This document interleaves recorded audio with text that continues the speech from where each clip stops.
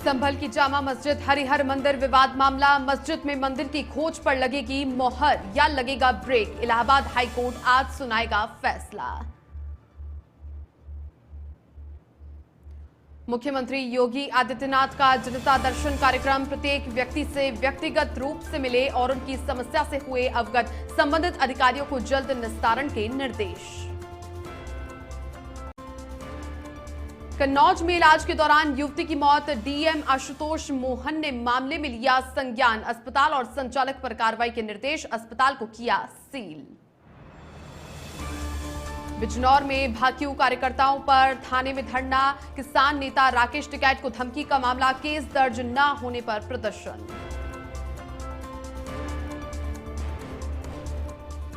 मिर्जापुर में सीएम योगी के मिलावटखोरों पर एक्शन के आदेश की हो रही अवहेलना। शहर में धड़ल्ले से मिलावटी खोया की हो रही बिक्री। शिकायतकर्ता को दबंगों से मिलती है धमकियां।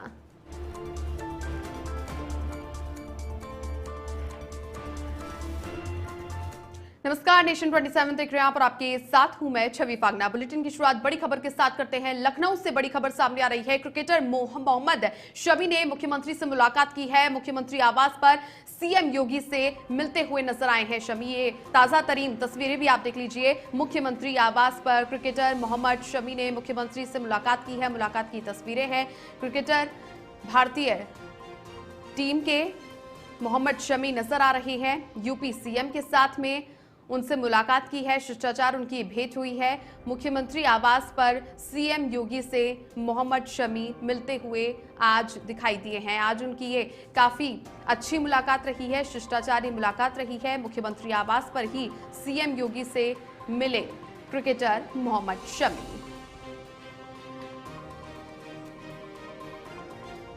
मुख्यमंत्री योगी आदित्यनाथ का जनता दर्शन का कार्यक्रम। इस कार्यक्रम में आम जनता से सीएम योगी ने मुलाकात की। लोगों की समस्याओं से भी अवगत हुए सीएम। संबंधित अधिकारियों को जल्द ही निस्तारण के निर्देश भी दिए हैं। ये तस्वीरें आप देख लीजिए जहां पर सीएम योगी जनता से मुलाकात कर रहे हैं। उनकी जो तमाम समस्याएं हैं, परेशानियां हैं, जनता उन्हें अवगत करा रही है। इसी बीच में जो मौजूदा अधिकारी हैं, इन सभी आम जनता की जो समस्याएं हैं उनका जल्द से जल्द निस्तारण किया जाए। इन सभी की जो समस्याएं हैं उन्हें दूर किया जाए, इसके निर्देश मुख्यमंत्री ने अधिकारियों को दिए हैं। और आम जनता से ये मुलाकात की तस्वीरें हैं जब सीएम योगी जनता दर्शन कार्यक्रम में पहुंचते हैं और जनता अपनी जो परेशानियां हैं वो मुख्यमंत्री को बता रही है। और उसके बाद में मुख्यमंत्री लगातार आम जो जनता है उनकी समस्याओं को पूर्ण से पूर्ण दूर करने की कोशिश करते हैं। और इसी कड़ी में जनता से सीएम योगी मुलाकात भी करते रहते हैं और जो तमाम जो समस्याएं हैं उनसे संबंधित जो अधिकारी हैं उनकी समस्याओं को दूर करने की भी, उनके निस्तारण को लेकर तमाम जो दिशा निर्देश है मुख्यमंत्री देते हैं।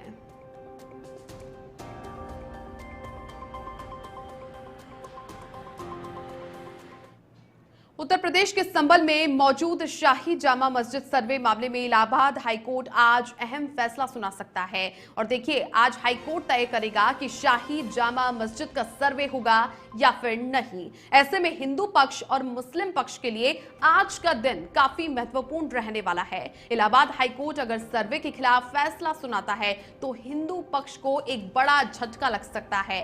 दरअसल हिंदू पक्ष ने संभल शाही जामा मस्जिद को हरिहर मंदिर बताया था और मस्जिद को मंदिर बताते हुए संभल की सिविल कोर्ट में याचिका दायर की थी, जिस पर कोर्ट ने सुनवाई की और मस्जिद का सर्वे करने के भी आदेश दिए थे। वहीं पर सर्वे के लिए कोर्ट के आदेश के बाद भी संभल में आपने देखा था किस तरीके से हिंसा भड़क उठी थी और इसमें करीब 4 लोगों की मौत हो गई थी। इसके बाद में इलाहाबाद की हाईकोर्ट ने इस सर्वे पर रोक लगा दिया था और इसी पर आज फैसला होना है कि मंदिर और मस्जिद को लेकर के जो संभल की जामा मस्जिद है उसे हिंदू पक्ष ने हरिहर मंदिर बताया था। इस पूरे विवाद मामले को लेकर के इलाहाबाद हाईकोर्ट में अहम सुनवाई होनी है और आज सभी को इनके कोर्ट के फैसले का इंतजार रहने वाला है। मस्जिद कमेटी की ओर से भी याचिका दायर की गई थी। अब ऐसे में देखना होगा कि कमेटी ने मामले में हाईकोर्ट में चूंकि चुनौती दी थी, उसके बाद में अब देखना यह होगा कि दोपहर 2 बजे जो सुनवाई होती है उसमें कोर्ट आखिर क्या फैसला देती है।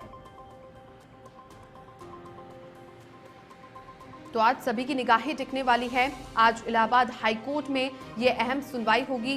जामा मस्जिद जिसे बताते हैं संभल की, मुस्लिम पक्ष और हिंदू पक्ष हरिहर मंदिर बताता आया है और 2 बजे ये सुनवाई होनी है आज इलाहाबाद हाईकोर्ट पर। तो ऐसे में सभी की निगाहें आज कोर्ट के फैसले पर रहेंगी।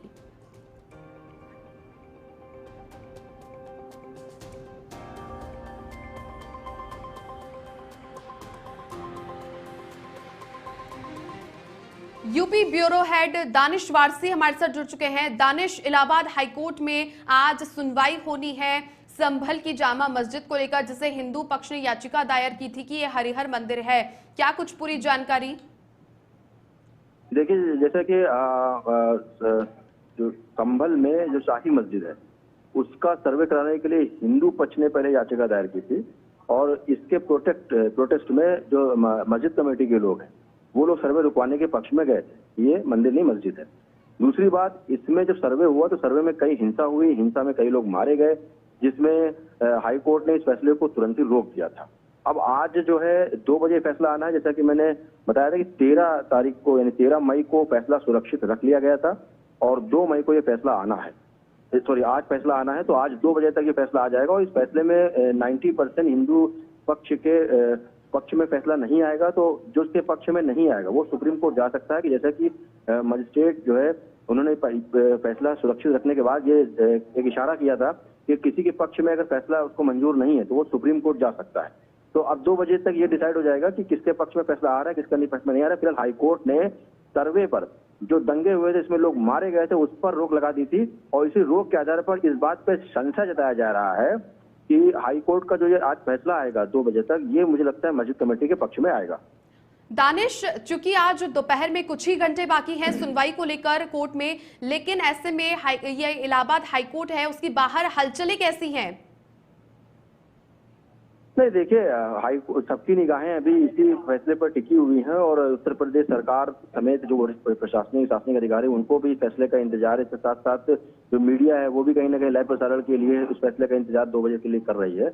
और जामा मस्जिद जो संभल में कमेटी के लोग हैं वो उनको तो बेसब्री से इंतजार है। साथ साथ में उत्तर प्रदेश के अंदर जो है इस फैसले को लेकर के निगाहें इस बात पर टिकी हुई है कि सर्वे पर हाईकोर्ट क्या करता है। हाईकोर्ट, देखिए, हाईकोर्ट धर्म से ज्यादा, सबसे ज्यादा वो लोगों की जानों को लेकर के, लोगों की सुरक्षा को लेकर के अगर पक्ष देगा तो वो मुझे लगता है कि हाईकोर्ट हिंदू पक्ष में नहीं सुनवाई करेगा, फिर सुप्रीम कोर्ट का रास्ता बचता है। और अगर हाईकोर्ट एसआई की रिपोर्ट को देखेगा तो शायद इनके पक्ष में फैसला आ सकता है।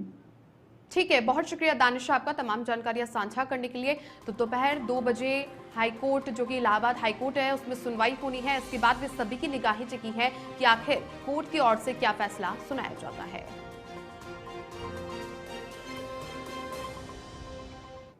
कन्नौज से बड़ी खबर है। इलाज के दौरान युवती की मौत का मामला सामने आया। डीएम आशुतोष मोहन ने मामले का संज्ञान लिया।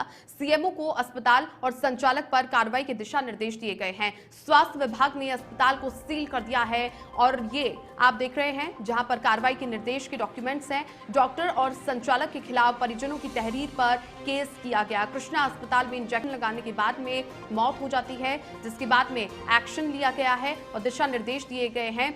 डीएम आशुतोष मोहन ने इस मामले का पूरा संज्ञान लिया। सीएमओ को अस्पताल और संचालक पर कार्रवाई के निर्देश दिए गए, जिसके बाद में अब स्वास्थ्य विभाग ने अस्पताल को सील कर दिया है। और ये जो हॉस्पिटल है, कृष्णा हॉस्पिटल है, जिसमें इंजेक्शन लगाने के बाद में मौत हो जाती है। कन्नौज से ये बड़ी जानकारी आपको दे रहे हैं। इलाज के दौरान युवती की मौत हुई, परिजनों ने मामला दर्ज कराया और अस्पताल पर लापरवाही का भी आरोप लगा है, जिसके बाद में संचालक पर, अस्पताल के जो संचालक हैं उन पर कार्रवाई के दौरान अब ये दिशा निर्देश दे दिए गए हैं हॉस्पिटल को सील करने के।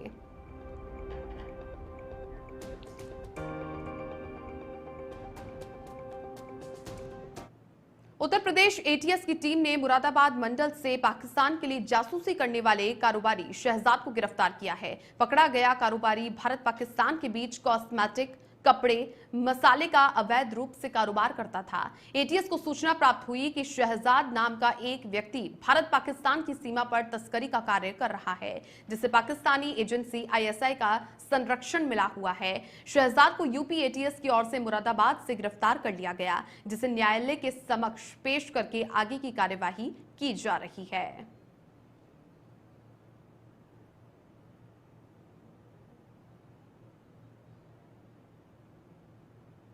काम था, ये कपड़े आते तो वहाँ से और भी लोग करते हैं बहुत सारे, ये थोड़ी यही करता है। अच्छा। ये तो इनको तो दोषी ठहराया जा रही है, बेकसूर है, यूपी घर ब्यूरो परिवार में हेड आपके कौन कौन है? हम तो दो बच्चे हैं, बस एक मैं हूँ, एक वो है, बस 4 जन हैं घर में, उसके अलावा कोई भी नहीं है। शादी को कितने साल हो गए आपके? 15 साल हो गए। अच्छा, ये तो रही कि यही कर रहे हैं काम, हाँ। और भी तो लोग कर रहे हैं। किसी और से पूछताछ की? ये नहीं, किसी से नहीं, इनसे ही पूछताछ की। पाकिस्तान के तो और भी बहुत लोग कर रहे हैं।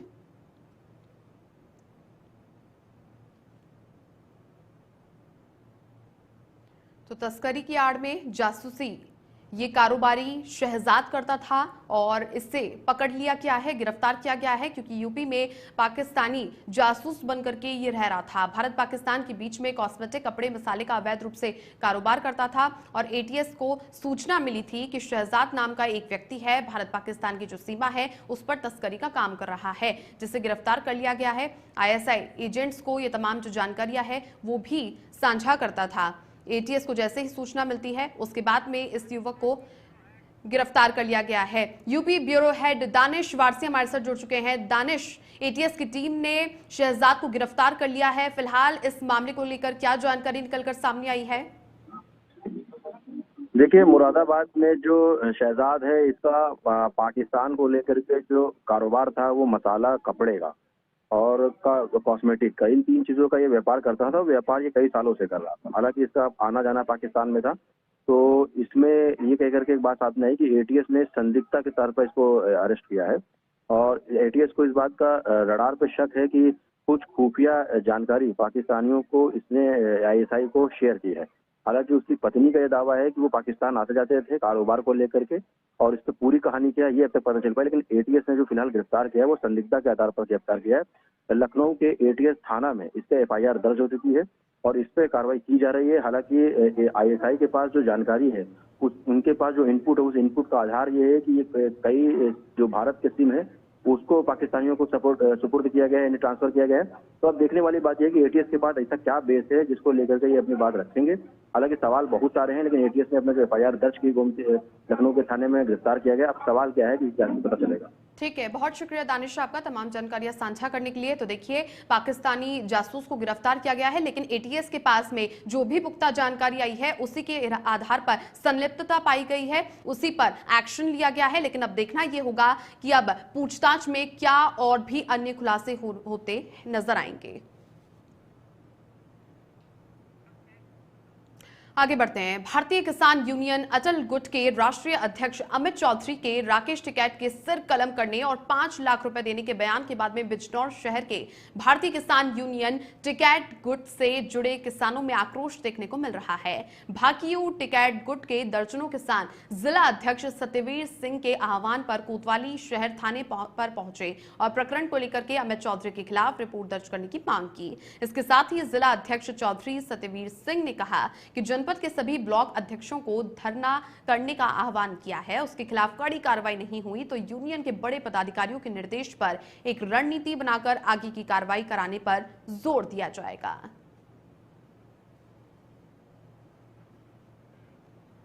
एक अमित चौधरी के नाम से एक आईडी है फेसबुक पर, उसने एक वीडियो अपलोड करी है जिसमें माननीय राकेश टिकैत जी का सर कलम करने वाले को 5 लाख रुपए की घोषणा कर रहा है। वो वही राष्ट्रीय अध्यक्ष बता रहा भारतीय किसान यूनियन का। भारतीय किसान यूनियन अटल कोई उसने एक संगठन अपना बना रखा है जिसका रजिस्ट्रेशन करा रखा नहीं करा रखा ये भी नहीं कहा जा सकता, लेकिन वो अपने आप को राष्ट्रीय अध्यक्ष बता रहा है कि मैं भारतीय किसान यूनियन अटल का राष्ट्रीय अध्यक्ष हूँ। भाई वो सर कलम करने की बात कर रहा है तो वो तो सबसे पहली बात है कि एक आतंकवादी, जिस तरीके से आतंकवादी की मतलब मानसिकता होती है उस तरीके से सरकलम करने की बात कर रहा है। तो भाई सभी किसानों की, बिजनौर के किसान, जिला बिजनौर के किसानों की भी उससे भावनाओं को आहत हुई है। खबरें जारी रहेंगी, लेकिन वक्त हो चला है एक छोटे से ब्रेक का।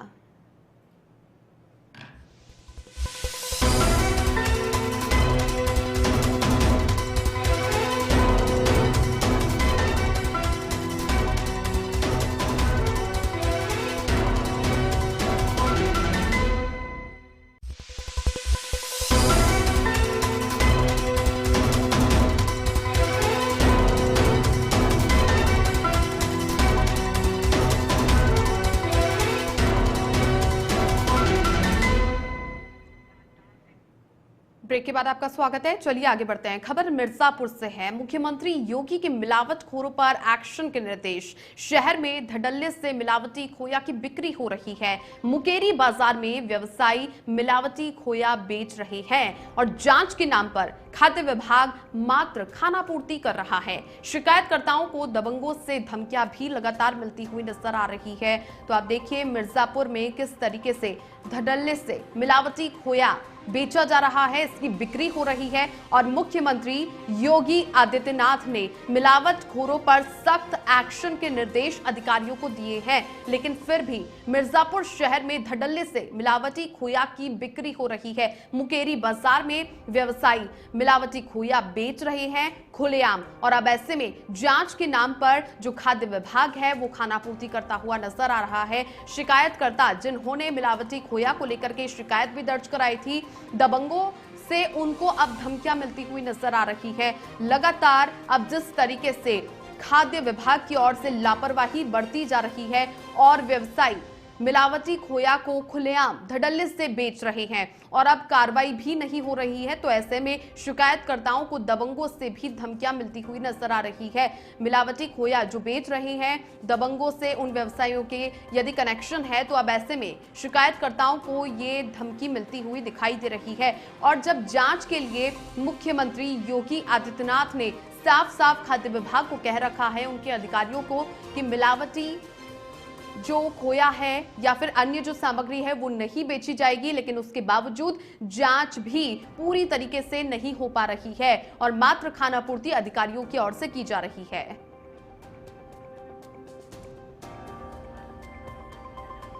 मिर्जापुर से मेरे सहयोगी दीपक मिश्रा जुड़ चुके हैं। दीपक, मुख्यमंत्री योगी के निर्देश पर कि मिलावट यहां पर नहीं चलेगी यूपी के अंदर, लेकिन फिर भी उसके बावजूद मिलावटी खोया खुलेआम बेचा जा रहा है। कि जहां विधान परिषद समिति के द्वारा ये सख्त निर्देश दिया गया है कि किसी भी तरीके से मिलावटखोरों के खिलाफ या मिलावटी कोई भी चीज जो बेचे उसके ऊपर कार्रवाई की जाए, उसके बीच भी यहाँ काफी समय से खोआ की बिक्री की जाती है मुकेरी बाजार में। ये कटरा कोतवाली क्षेत्र में पड़ता है और शिकायतकर्ताओं का कहना भी है कहीं न कहीं कि जब हम इसकी शिकायत करते हैं तो हमको कहीं न कहीं से दबाव आ जाता है या हमको मना किया जाता है कि आप शिकायत न करें। ऐसे में ये अपने आप में बहुत बड़ा सवालिया निशान है कि खाद्य विभाग के कर्मचारियों के ऊपर जो वहाँ मौके पे जाते तो है, महज खाना पूर्ति करके वापस आ जाते हैं। दीपक, शिकायतकर्ता ने क्या खाद्य विभाग के अधिकारियों को इसकी जानकारी दी कि उनके पास धमकी भरे फोन मैसेज आ रहे हैं? उन्होंने जब हमने बात करने की कोशिश की तो उन्होंने साफ साफ कहा कि हम जब भी जाते हैं ऑफिस में पहले तो कोई मिलता नहीं और जब कोई मिलता भी है तो बस हमको ये कह के टाल देते हैं कि हम मौके पे जाएंगे, लेकिन कहीं कहीं कुछ नहीं होता और रोज की तरह वो अपना व्यवसाय चला रहे हैं, खोआ बेच रहे हैं।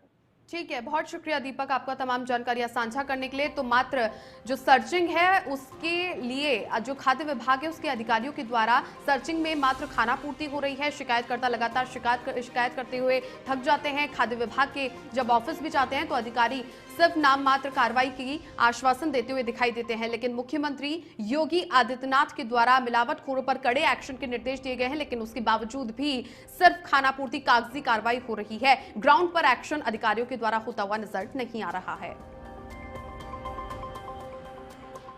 बागपत में आरएलडी कोटे से मंत्री अनिल कुमार का दावा फेल हो गया। अब गन्ने को लेकर मीटिंग नहीं होगी। 2 दिन पहले अफसरों की गैर हाजिरी पर मंत्री भड़क गए थे।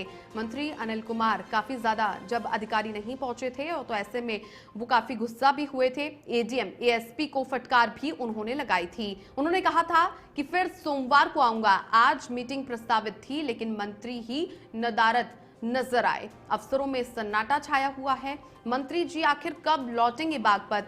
क्या होगा उनका अगला कदम? ये अब अधिकारी जो चर्चा है वो कर रहे हैं एक दूसरे से। मंत्री ने कहा था कि सोमवार को बैठक होगी, लेकिन खुद मंत्री मौजूद नहीं रहे एडीएम एएसपी को उन्होंने पहले फटकार भी लगाई थी और अब 2 दिन पहले ही अफसरों की गैर हाजिरी पर मंत्री अनिल कुमार भड़क गए थे, लेकिन आज वो खुद नहीं आए हैं। और चूंकि अनिल कुमार का जो गन्ने को लेकर मीटिंग लेना प्रस्तावित था उसी में वो नहीं पहुंचे, बागपत में आरएलडी कोटे से मंत्री अनिल कुमार आज मीटिंग में नहीं आए हैं। तो ऐसे में अधिकारी लगातार उनके नहीं आने की वजह पूछ रहे हैं।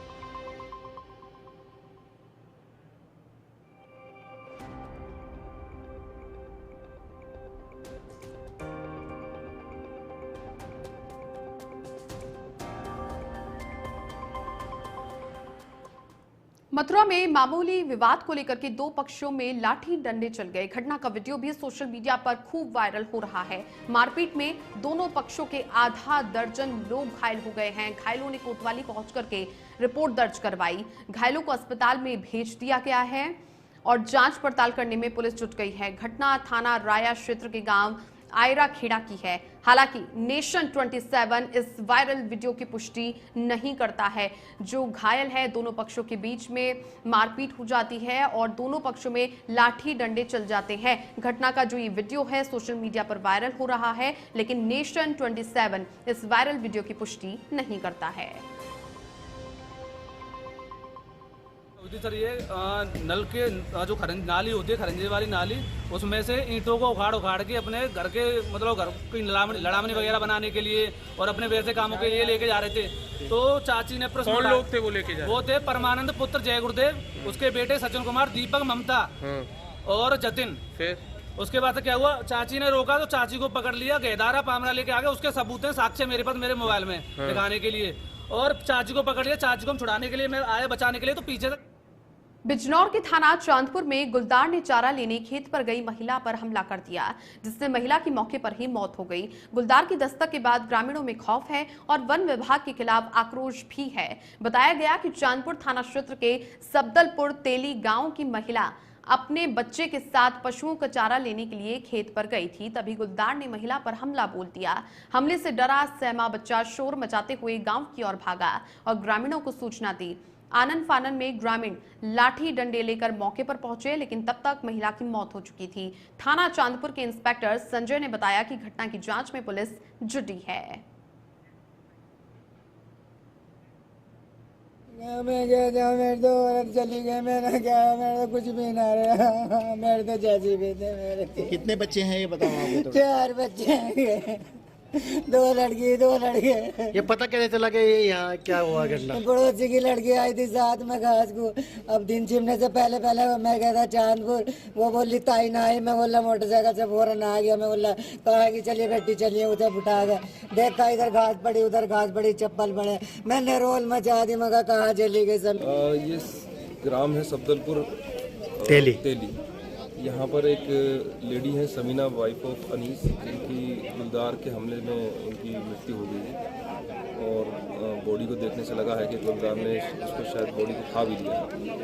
तो वही लोगों का आक्रोश है कि भाई उस गुलदार को जल्द से जल्द पकड़ा जाए। लोग क्या मांग कर रहे हैं सर? लोग का मांग ये है कि अब क्योंकि उसने बॉडी को खा लिया है तो उसको जल्द से जल्द मार दिया जाए, मतलब उसको आगे वो कोई वारदात ना कर सके। के लिए जो घटना घट रही है, आए दिन यहाँ क्षेत्र में घटना घट रही है, सारा प्रशासन और वन विभाग से जो यहाँ रेंजर हैं वो भी व्यक्ति आए हैं, एजम साहब आए हैं। एजम साहब के द्वारा ये घटना को अवगत कराया गया है और उनसे मुआवजे के लिए मांग की गई है। कितने के वादा करा मुआवजे? उन्होंने मुआवजे किया जो सरकार से घोषित होता 5 लाख रुपए उनको मिलेंगे और 5 लाख की सरकार की ऊपर से घोषणा होती है। उसके बाद भी क्या कुछ करो? उसके लिए अब उन्होंने और कुछ आश्वासन नहीं दिया किसी ने भी, कि हमारे जो सब व्यक्तियों ने कहा था कि भाई इसके अलग हुई और कोई घोषणा की जाए, तो उन्होंने कोई घोषणा।